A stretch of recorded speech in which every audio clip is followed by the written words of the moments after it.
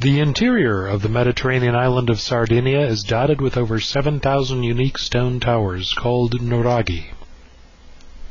Festival time on the island brings you to the timeless world of the triple pipe Leonidas you've heard in the background. Sardinia's festivals reflect important moments in its history. Today we'll take you to the northern town of Sassari for a festival featuring giant candles shouldered by men representing medieval guilds in a festival called Candelaria. And then on to Sedilo for an ancient horse race called l'Ardia di San Costantino. For centuries, the Festival of Candlebearers, or I Candelieri, has taken place on August 14th in Sassari, Sardinia. The festival began in the plague years, when the people of Sassari decided to light candles to the Madonna of mid-August, begging her to intervene to bring an end to the disease. The Brotherhood of the Guilds, who would build the giant candles, decided they should weigh 100 pounds, and were eventually made of wood, replacing the original and expensive wax candles. Today, 9 candles weighing several hundred kilos each, one for each guild, are hoisted up on men's shoulders and paraded through the city with great effort, fulfilling the vows for favors received. Some even dance.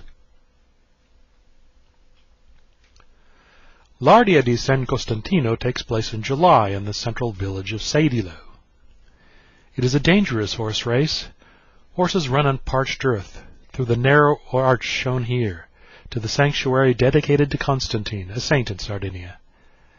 The race celebrates Constantine's victory over Maxentius at the Mulvian Bridge in Rome in the year 312, where Constantine is said to have observed a flaming cross inscribed with the words, "In this sign thou shalt conquer." The rider at the head of the pack has petitioned the parish priest to play Constantine in the race, because he's received some special favor from God. He chooses 2 flag-bearers, who can use their flags to ward off attackers, and they race through the arch, down a dirt path to the sanctuary. They're held to the track by guns fired from the track's boundaries, thus the smoke you see in the picture. They circle the sanctuary 7 times, then downhill to a fountain in the middle of the grounds. If Constantine wins, the town is happy. They will certainly have good luck over the next year. But the secret is that the next day the race is run entirely in the morning, before the tourists have arisen, and most of the riders have spent the night drinking with the fellows who shoot off the guns. The Palio di Siena is a piece of cake compared to l'Ardia, I can tell you. Sedilo is crazy about horses.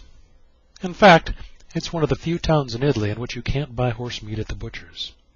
L'Ardia is followed by many other racing festivals, including one on donkeys for the kids, one on foot, and then there are the Horse Olympics shown here, where groups of hardy young fellows vie to do things on top of horses that were probably never meant to be done. And the food! Don't think that just because a festival event is over that you just file out on the grounds. Here, suckling pigs roast over the coals. Then there's the music. These men are called tenores.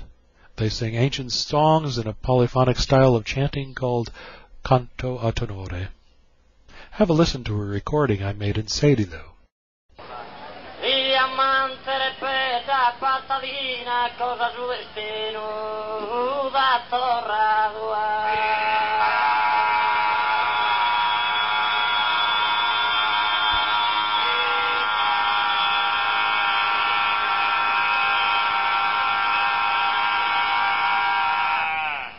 The island of Sardinia has a distinct style of traditional rural dance, and it's not unusual to see displays of it on festival days. These young folks were practicing in an area provided by our hotel. What's interesting is that practically every Sardinian I met can do these traditional dances. Costume parades are also numerous in the summer.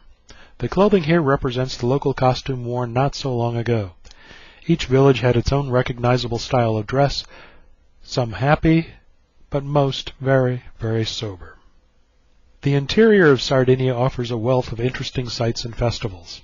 I hope you'll take some time on your vacation to visit and see for yourself.